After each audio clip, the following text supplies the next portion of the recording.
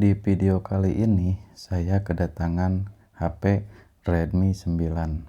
HP ini datang dengan keluhan sederhana, yaitu sering restart dan tidak bisa masuk menu seperti di video.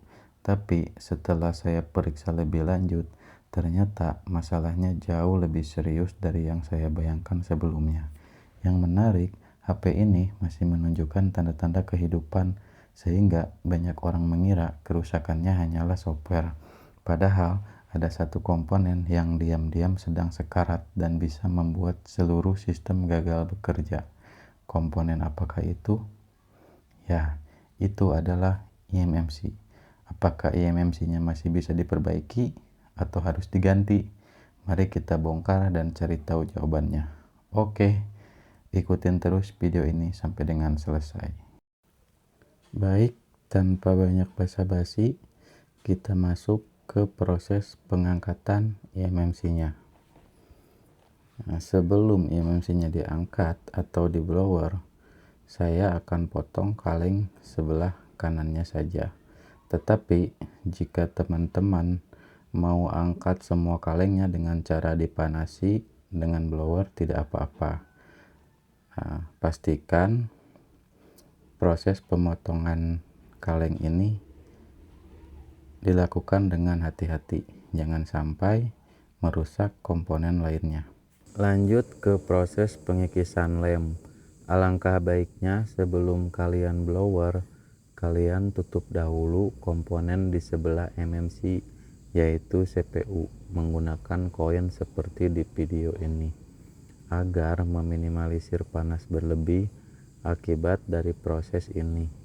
Pastikan juga penekanan pisau pada saat proses ini jangan sampai terlalu kuat, dikhawatirkan dapat memutus jalur motherboard yang menyebabkan jalur eMMC menuju CPU atau sebaliknya menjadi bad connect. Baik, kita ke proses pengangkatan eMMC. Sebelum kalian angkat eMMC-nya, pastikan timah di bawah eMMC meleleh dengan sempurna. eMMC sudah terangkat. Baik, kita ke proses selanjutnya, yaitu proses pembersihan lem. Pastikan untuk proses pembersihan lem ini tidak ada sisa lem yang masih menonjol maupun sisa lem yang menutupi pin eMMC-nya. Kalian bisa simak aja prosesnya sampai dengan selesai.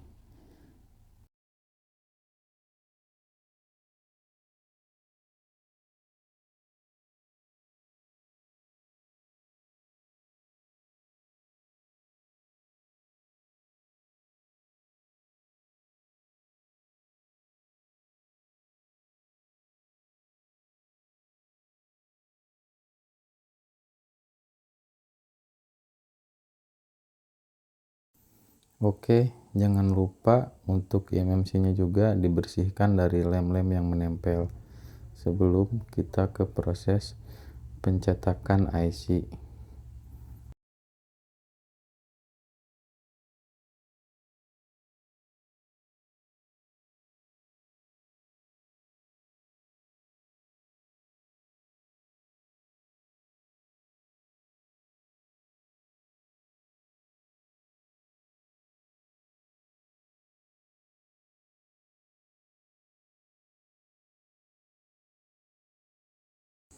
Oke, proses pembersihan lem dan pencetakan IC sudah selesai. Kita lanjut ke step berikutnya, yaitu pengecekan IC eMMC.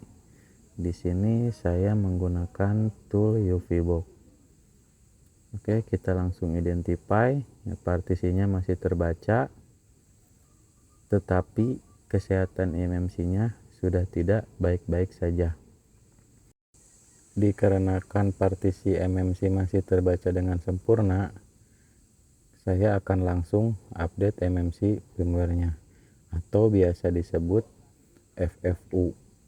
Disclaimer, untuk FFU ini hanya berlaku untuk eMMC yang bermerek Samsung saja. Oke, kita tunggu aja prosesnya sampai dengan selesai. Lanjut, kita identify lagi.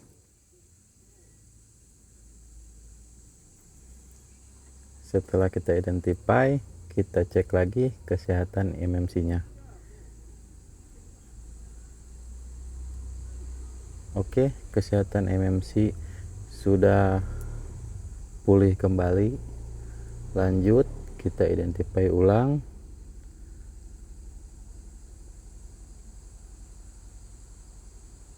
Lalu kita config MMC-nya ke MediaTek. Dikarenakan Redmi 9 ini menggunakan chipset MediaTek.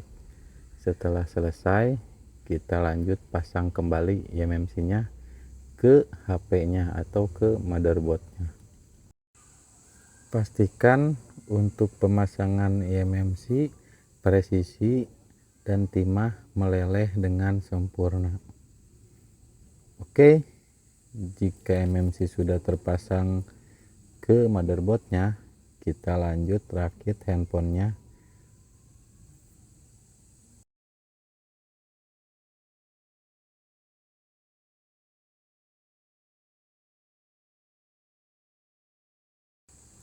Kembali ke laptop.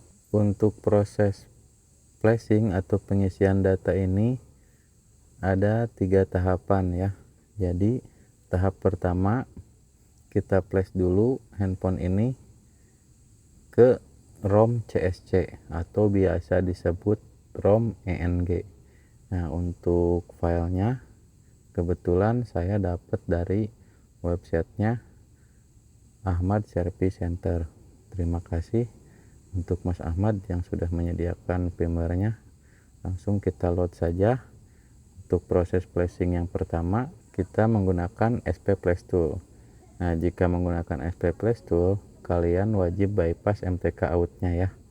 Nah, di sini saya menggunakan MTK out Flash Tool by ROM Thai Center.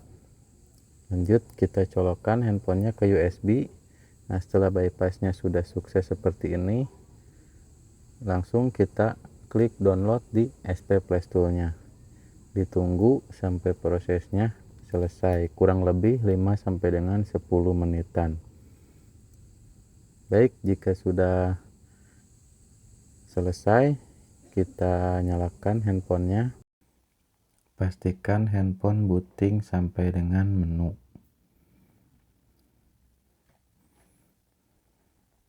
Lanjut ke tahap kedua, yaitu tahap pengisian email. Di sini saya menggunakan tool MAUI Meta. Untuk menghubungkan handphonenya, kalian klik connect dulu MAUI Metanya, lalu nyalakan handphonenya, colok USB-nya. Setelah itu kalian restart handphonenya. Pastikan handphone terkonek dengan sempurna ya. Setelah itu kalian klik load DB yang sebelah kiri atas, klik from target. Setelah load DB sukses, kalian klik kolom kanan atas. Setelah itu klik lagi email download. Oke, langsung kita isikan saja emailnya. Email 1 dan email 2 nya kita isi. Pastikan emailnya terdaftar di Kemenperin. Setelah selesai, langsung kita klik write. Pastikan proses write sukses. Oke, jika sudah sukses, kita cabut USB-nya. Kita nyalakan ulang handphonenya.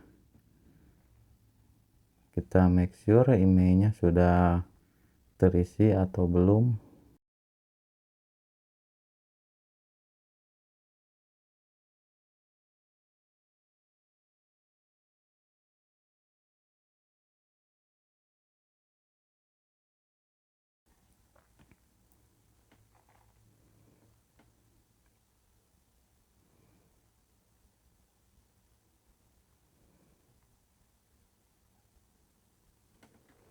Pastikan email sudah terisi seperti di video.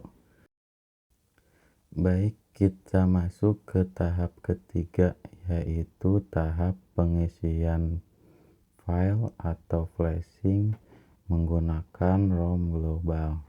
Di sini saya menggunakan firmware dengan versi MIUI 12.5. Untuk proses flashingnya saya menggunakan tool UP Android Toolbox. Oke, kita load dulu firmware-nya.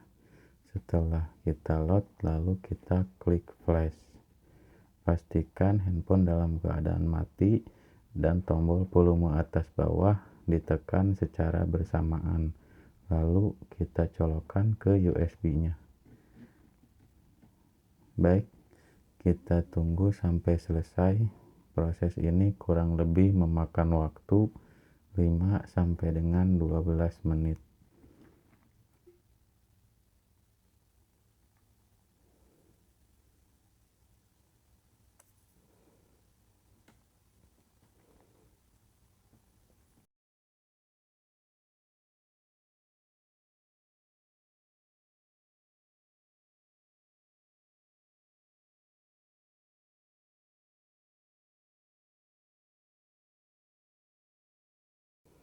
Oke, proses flashing sudah selesai. Alhamdulillah handphone sudah bisa masuk menu. Di sini saya akan cek fungsi terlebih dahulu. Yang pertama saya cek tentunya adalah email. Mengenai email ini, pastikan email tetap ada walaupun sudah saya flash menggunakan ROM global.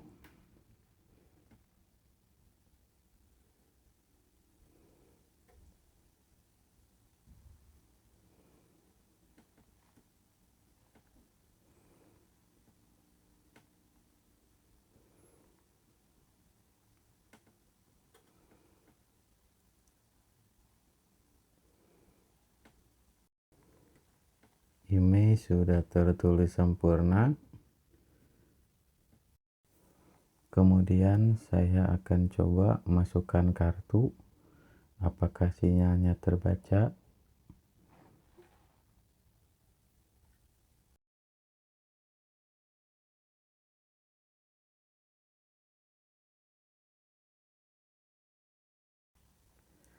Ternyata setelah saya tunggu kurang lebih 15 menit, sinyal tak kunjung muncul. Analisa awal mengenai perkara sinyal tidak muncul ini adalah hardware. Saya akan buatkan video terpisah untuk perbaikan sinyal di HP Redmi 9 ini. Oke, selesai sudah untuk perbaikan MMC kali ini. HP yang tadinya bermasalah sekarang sudah nyala kembali. Jika video ini bermanfaat, jangan lupa dukung channel ini dengan like dan subscribe. Sampai ketemu di video berikutnya.